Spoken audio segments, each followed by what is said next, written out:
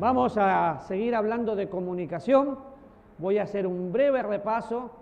¿Y la comunicación se aplica en el matrimonio? Sí, pero se aplica en todas las áreas de nuestra vida. Señor, te damos gracias en esta mañana por la posibilidad que tenemos de tener tu palabra. Y oro, querido Señor, para que hables con nosotros porque te necesitamos. En el nombre de Jesús. Amén. Bien, cuando pensamos en comunicación, vemos a Dios como el comunicador por excelencia. Es interesante cuando estudiamos comunicación y estudiamos la Biblia, vemos todos los principios que se enseñan en la carrera de comunicación literalmente en la Biblia. Ahora, capítulo 4, versículo 12 de Eclesiastés, usted lo tiene ahí, dice, capítulo 4, versículo 9, mejores son dos que uno, porque tiene mejor paga de su trabajo. Mejores son dos que uno, porque si cayere el uno levantará a su compañero, pero ay del solo que cuando cayere no habrá segundo que le levante. También si dos durmieren juntos, se calentarán mutuamente, mas cómo se calentará uno solo. Y si alguno prevaleciere contra uno, dos le resistirán, y cordón de 3 dobleces no se rompe nunca. Cordón de 3 dobleces. Y pensamos en la comunicación y vemos que está hablando de la unión. Como dice Amós, ¿van a andar dos juntos si no están de acuerdo? No, siempre tenemos que llegar a un consenso. Y pensamos el otro día en la producción, lo que implica, y sabemos que la comunicación es para nosotros lo que la sangre es para el cuerpo. ¿Cuánto tiempo puede vivir una persona sin sangre? No puede, se muere. Bueno, nosotros necesitamos aprender a comunicar o morir. De hecho, hay estudios de personas que han pasado muchos tiempos solos en la guerra y cuando salen no son los mismos. No me acuerdo el nombre de un soldado que nunca le avisaron que terminó la guerra y pasó mucho tiempo y cuando salió nunca fue el mismo. ¿Por qué? Porque estaba solo. Y Dios creó los cielos, la tierra, los animales, pero ninguno de ellos puede hablar. Dios puede hablarme por lo que sea, pero los animales no pueden hablar. Necesitamos siempre tener la manera. Cuando pensamos en la producción o en la comunicación, ¿qué es la parte más importante en la comunicación? El contenido de la voz, la no verbal, el tono, ¿qué es más importante? ¿Qué tiene un mayor porcentaje? ¿Qué? ¿Perdón? El no verbal. No nos damos cuenta cuando hablamos hasta con las manos, hablamos con los gestos. Jesús amaba hasta con la mirada. Y imagínense que yo vengo y le digo a mi amigo, te amo, y ni lo miro. No tiene sentido, no hay comunicación. Cuando piensen en un bebé, el bebé cuando está recibiendo pecho, ¿qué es la parte más importante? La comunicación que tiene con su mamá. ¿No? La alimentación es completa, porque yo puedo tomar un biberón, sacarle la leche a la mamá, darle a un biberón, y no es lo mismo, porque esa comunicación es la parte importante. Entonces, cuando pensamos en el contenido era el 7%, cuando pensamos en el tono de voz es el 38%, pero lo que nosotros expresamos no verbalmente, ¿cuánto era? 55%. Hablamos con nuestros gestos. Hay personas que son muy fáciles de leer y si podríamos estudiar el lenguaje no verbal, descubriríamos cada cosa. En los tribunales, supongo que los jueces tienen que estudiar, o los fiscales también, el lenguaje no verbal. ¿Por qué? Porque depende cómo cruzar los brazos, cómo mover las manos, cómo poner los pies. Yo tengo el poder o estoy histérico de nervio y no me suelto de acá. A mí me da risa cuando veo a alguien que se pone detrás del púlpito y yo sé que está nervioso, claro, no se siente, clac, clac, clac. Lo mejor que puedes hacer es caminar para que no se note, pero lo no verbal es importante. Entonces, ahora cuando usted vaya a comunicar, ya sea que comunique con su pareja o aquí con un hermano, acuérdese que lo importante es todo, lo no verbal, lo que va a decir, pero también cómo lo va a expresar con todo su cuerpo. Ahora, cuando pensamos, lo segundo que dijimos, hablamos de la provisión, el uno levantará al otro, hablamos del provecho que eso tenía, y ahí hay una lista de cosas que tengo que hacer, pero vamos a tomar unos principios de la iglesia, comenzando la iglesia primitiva en el libro de los Hechos, para poder aplicarlos a nosotros. Y qué interesante, porque todo empieza con comunión. Hechos capítulo 2, versículo 44 al 47. Es interesante ver que aquí en el capítulo 2 del libro de los Hechos está comenzando la iglesia. Anteriormente no había iglesia, pero para que la iglesia comience, ¿qué tuvo que pasar? Tenía que ascender el Espíritu Santo, ascender el Señor Jesús y descender el Espíritu Santo para vivir permanentemente en la vida de cada cristiano. Y era una mezcla de una iglesia judía en transición de la ley a la gracia, pero tenían características que son imitables para nosotros. Definitivamente, como decía en el estudio anterior, ¿es bíblico esto? Sí, porque está en la Biblia. ¿Es aplicable a nosotros? No todo, porque si fuera aplicable a nosotros, ahora van a entender mejor eso de bíblico y no bíblico. Tenían todas las cosas en común, traigan. Ah, no, pero esto es mío. Ahora, si leemos el versículo 44, dice: todos los que habían creído estaban juntos y tenían en común todas las cosas, y vendían sus propiedades y sus bienes y los repartían a todos según la necesidad de cada uno, y perseveraban unánimes cada día en el templo, partiendo el pan en las casas, comían juntos con alegría y sencillez de corazón, alabando a Dios y teniendo favor con todo el pueblo, y el Señor añadía a la iglesia cada día los que habían de ser salvos. Y otra vez, vamos a tomar principios bíblicos para aplicar a nuestra vida.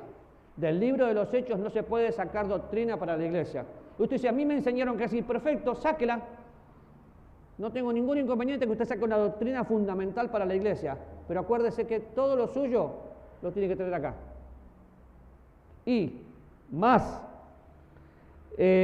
sobrevino temor a toda persona, maravillas y señales. El milagro mayor que podemos ver hoy es la salvación de un alma.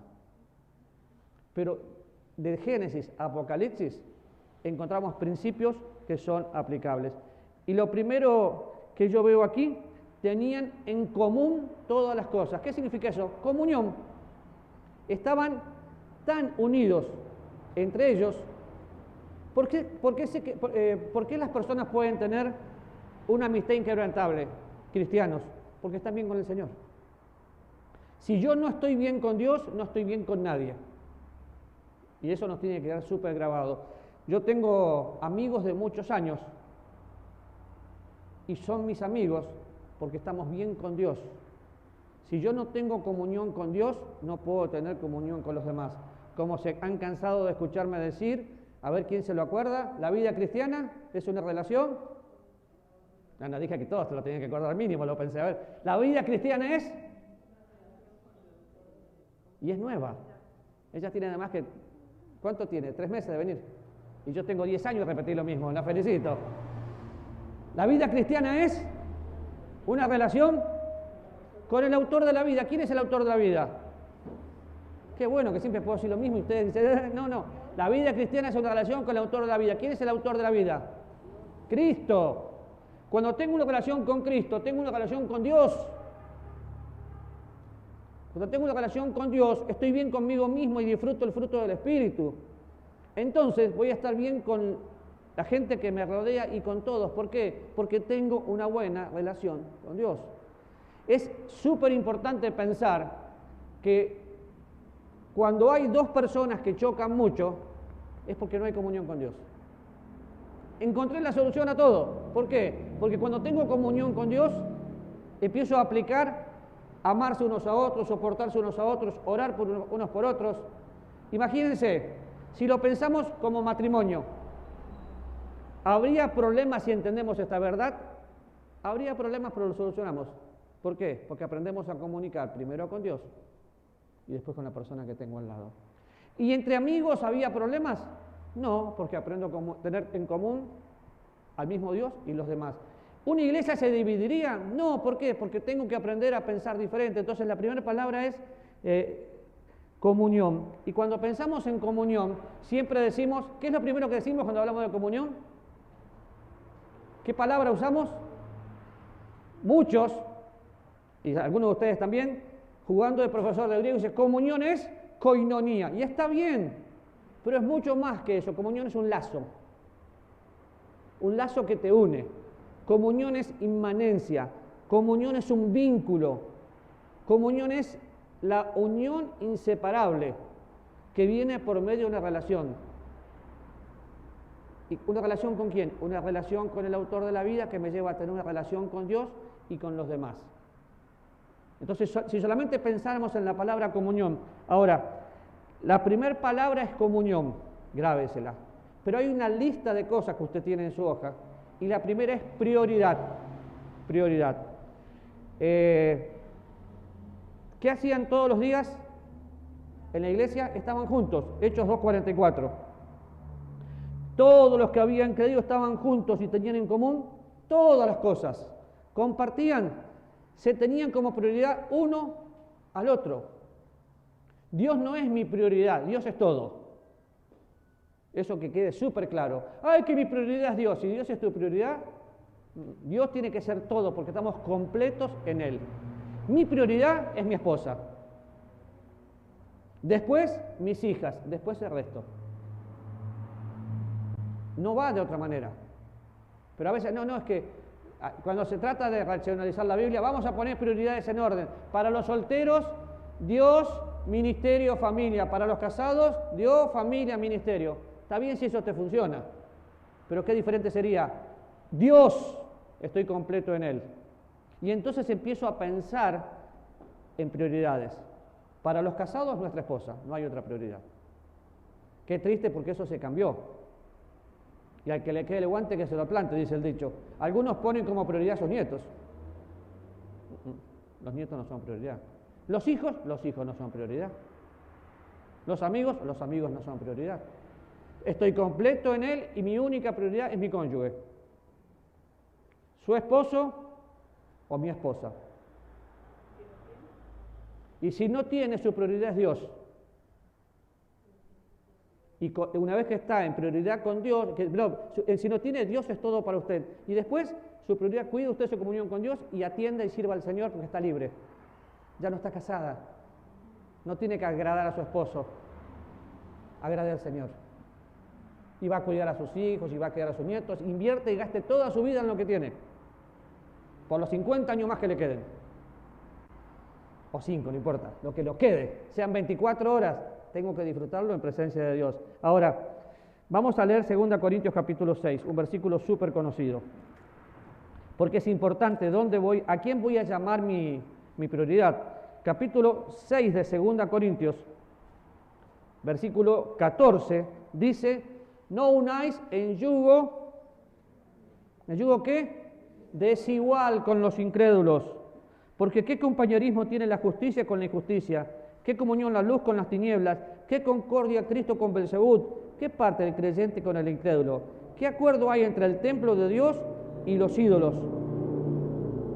Porque vosotros sois el templo del Dios viviente, como Dios dijo, habitaré y andaré entre ellos y seré su Dios y ellos serán mi pueblo. Y es importante dónde voy a colocar mi prioridad, porque puedo tener amigos no cristianos, pero no puedo intimar con ellos, porque no me van a llevar. Si alguien está en una piscina y está abajo, el que está abajo va a jalar. Entonces, no puedo.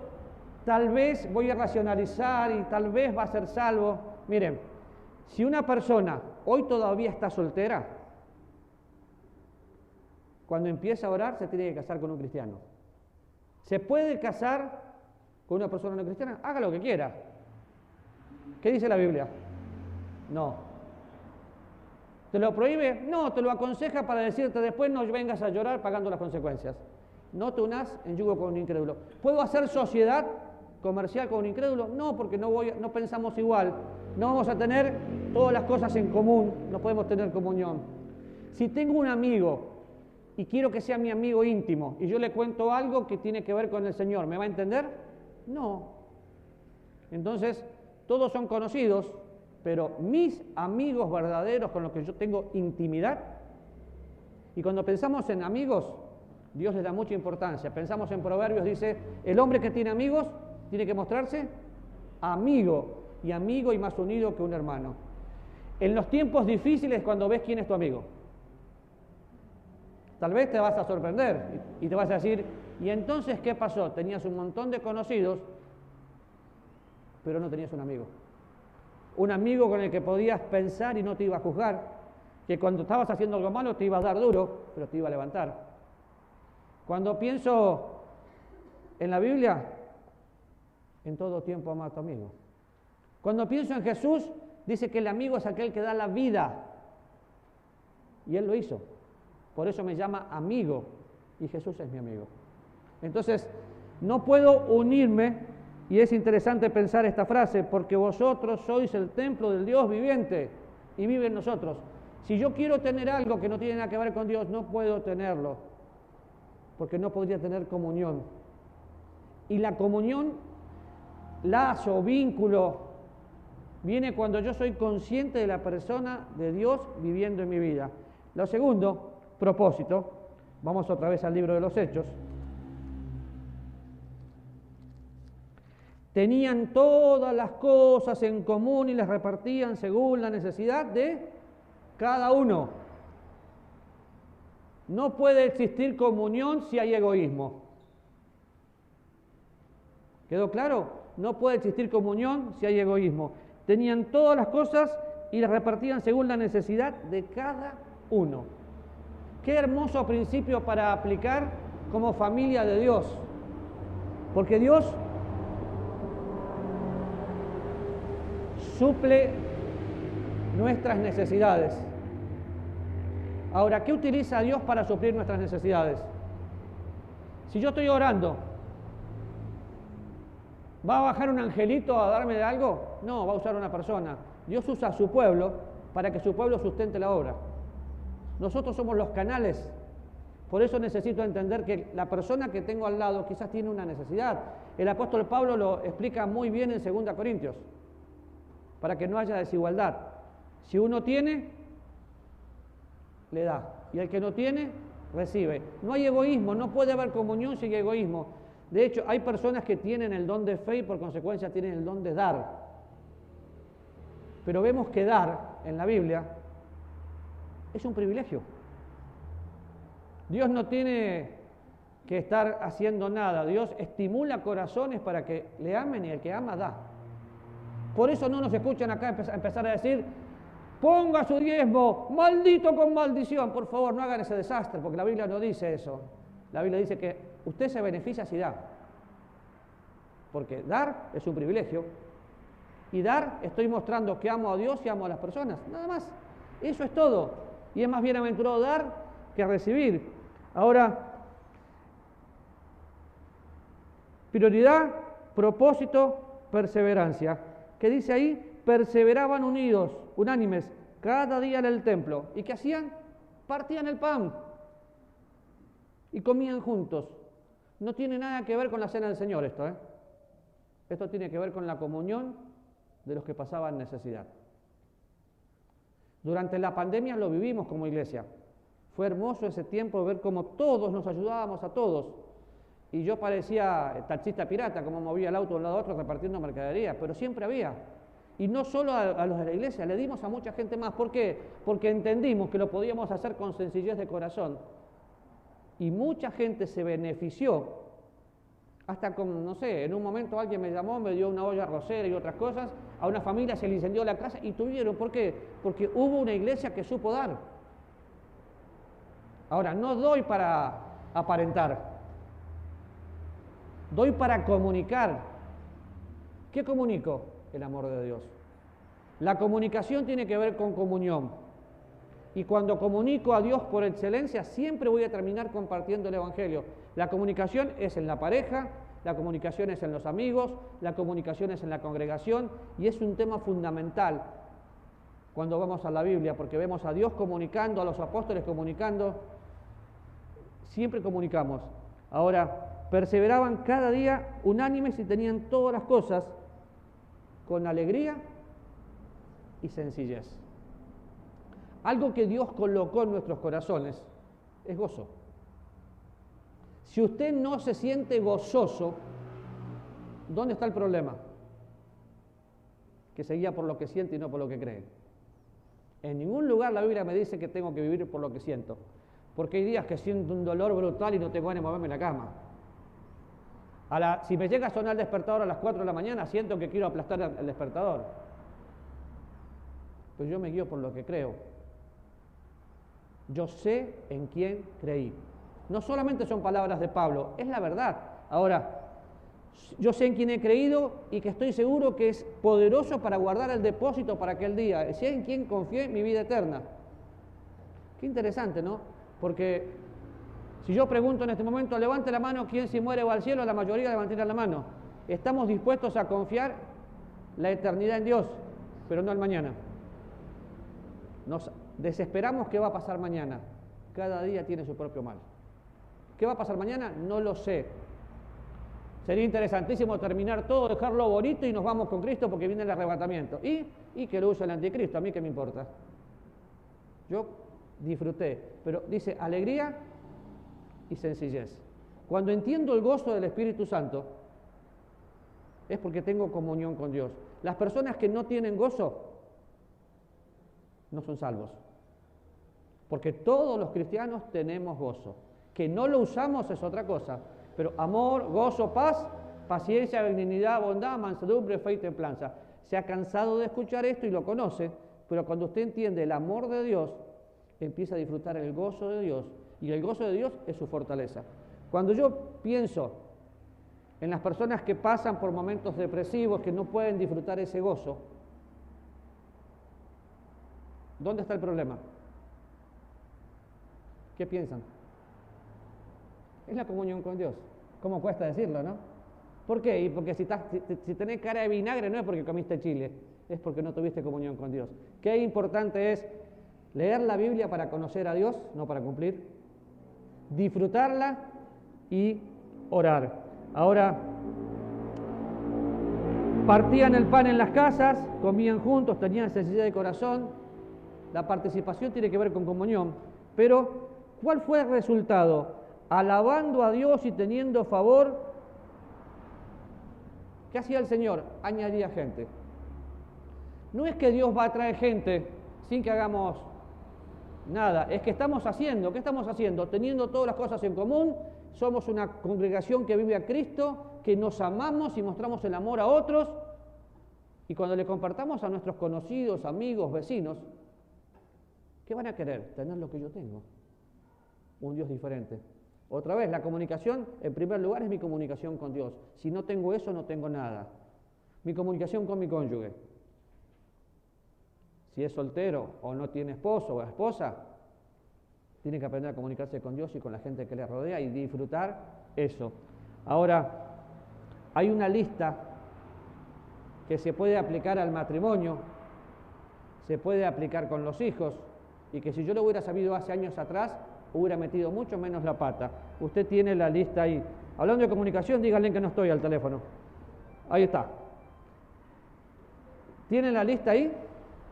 Bien. Cosas que se deben, cosas que no se deben. Obviamente ahí dice el matrimonio. Usted aplíquelo donde quiera. La primera, cosas que tengo que tener, buena comunicación. Del otro lado, ¿qué dice? No se enojen uno con el otro al mismo tiempo. Hierro con hierro, sacan chispa. Entonces, si yo estoy enojado y él está enojado, ¿cómo vamos a terminar? Enojados los dos. Proverbios capítulo 15 dice, la blanda respuesta quita la ira. La palabra áspera hace subir el furor. Cuando vos tenés ganas de pelear y la otra persona no te contesta, ¿qué bronca da? Porque yo quiero pelear. A mí me enferma cada vez que yo quiero pelear con Adri y ella no me contesta. Yo quiero pelear. Y ella se pone mansita y me dice no. No me dice no, no me dice nada. ¿No te pasó? Y así me pasa con varios, porque por mi naturaleza yo quiero tener razón. Y no me dice ni que tengo ni que no tengo razón. Solo me mira con esa mirada, yo tengo que agachar la cabeza porque sé que tiene razón ella y ya está. Y veo algunos que están haciendo caras como que sí, pero la blanda respuesta quita la ira. La palabra áspera hace subir el furor. Entonces, piensen, algunos están casados. ¿Se podría evitar una pelea? Sí. Algunos tienen amigos y viven peleando. ¿Se puede evitar una pelea? Sí. Lo segundo, ¿qué cosas tengo que tener? Habilidad para resolver conflictos. ¿Qué no debo tener? No se griten el uno al otro a menos que haya un incendio. ¿Qué es una habilidad para resolver un conflicto?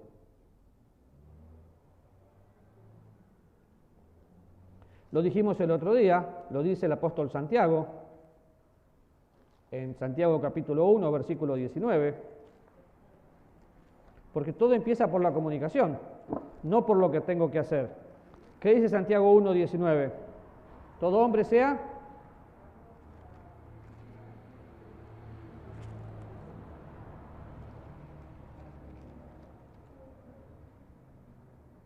no es Santiago. Ah, estoy en Primera Pedro, por eso no lo encontré. Dije, ¿qué pasó con Santiago? Me lo cambiaron.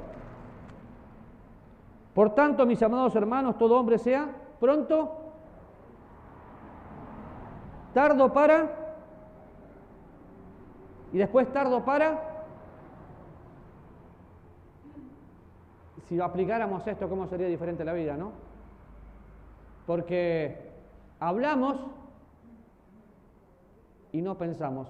Nunca le pasó, porque a mí me viene pasando, uy, ¿para qué hablé? Metí la pata, me hubiera callado. Tengo que hablar y decir lo que pienso, la verdad no se vende, pero todo tiene un momento. Hay momentos donde vos no necesitas escuchar. Es lo que yo le decía el otro día, trate de venir a hablarme antes que yo venga a enseñar, no le voy a escuchar, le voy a prestar mi cara. Y después que me dice, ¿qué te dijo? No sé qué me dijiste, porque no te voy a prestar atención. ¿Por qué? Porque estoy concentrado en cómo tengo que ministrar. Hay momentos oportunos y momentos inoportunos. Pero qué interesante porque todo tiene que ver con comunicación. Y por eso habla pronto, tardo. Puedo escuchar, necesito escuchar, pero tengo que tener el momento exacto para escuchar. Y evitaríamos muchos problemas. Porque dice, habilidad para resolver conflictos. Bueno, la gran mayoría de los hombres siempre buscamos soluciones. Y a veces nuestras esposas no quieren solución, solamente quieren ser escuchadas. Pero yo tengo la solución, es que no te pedí solución. Cualquiera que habla que me conoce un poquito sabe que yo tengo solución a cualquier problema. ¿Por qué? Porque entendí perfectamente algo. Con los problemas puedo hacer lo siguiente. Veo el problema, hay gente que, ¡ay, qué problema! No, mira que... y se pone a llorar como una marrana. La segunda, ¡ay, no puedo pasar! La tercera, hay un problema, mejor yo acá no me meto. ¿Hay un problema? No está más el problema, lo enfrento. Definitivamente todo problema tiene que ser enfrentado. Porque si usted no lo enfrenta, lo arrastra. Pero tiene que ser enfrentado en el momento justo. Si usted no enfrenta el problema, cuando va pasando el tiempo, se hace una bola de nieve. Entonces, necesita eso. Y es cómico, pues dice, no se griten el uno al otro si no hay un incendio. No hace falta gritar. Qué triste, porque la mayoría lo hemos hecho. Pero no comunico gritando. De hecho, cuando grito, me exacerbo interiormente, pierdo el control de mis emociones y puedo decir lo que no quise decir. Y puedo herir. Y las palabras son duras. El tercero, intereses y metas comunes. ¿Está casado? ¿De quién es su cuenta del banco? De los dos. Sí, pero esto lo ahorré yo estando soltero. Es de los dos.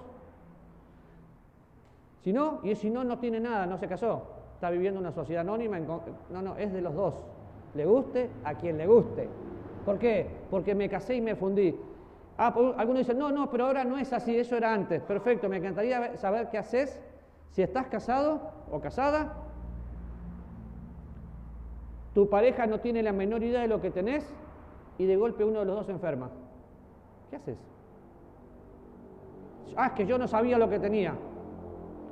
Tratando una pareja que se enfermó, ella no tenía la menor idea de lo que él tenía.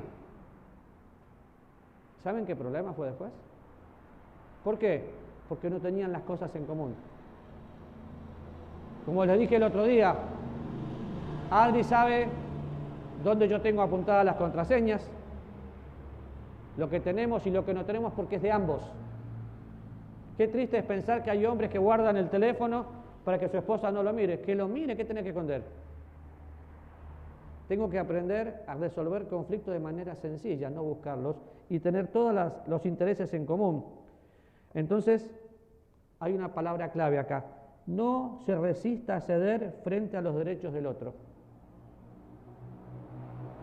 He escuchado y he tratado de aconsejar problemas tan tontos que empezaron como esto. Es que le revisé el teléfono, pero él no me deja. ¿Y por qué no te deja? ¿Qué tenés que esconder? Como decimos en Costa Rica, el que nada debe, un día todas las cosas van a ser descubiertas. Ahora, definitivamente tengo que compartir creencias espirituales. Por eso dije, no puede ser el yugo desigual. Y cuidado, porque no es solamente el yugo desigual que uno sea cristiano y el otro no.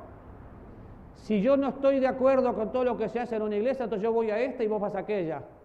Si encontrás la iglesia perfecta, te pido el favor que no vayas, pues la vas a echar a perder. La iglesia es una familia y tenemos defectos, porque es un organismo vivo y somos todos diferentes. Ahora, no permita que termine el día sin decirse algo. No traiga a consideración errores del pasado. ¿Y qué pasa con la diversión? La diversión empieza con comunicación. La comunicación es Dios, hace que yo tenga a Dios como todo, mi pareja como prioridad y lo demás. Entonces me puedo divertir. Cada uno a su edad se divierte como puede y como quiere y como le gusta, siempre y cuando sea algo que honre a Dios y no que lo deshonre. Pero, termino con esto, actitud comprensiva el uno hacia el otro. Lo segundo, no olvidar, se requieren dos para comenzar una pelea, pero uno solo para frenarla.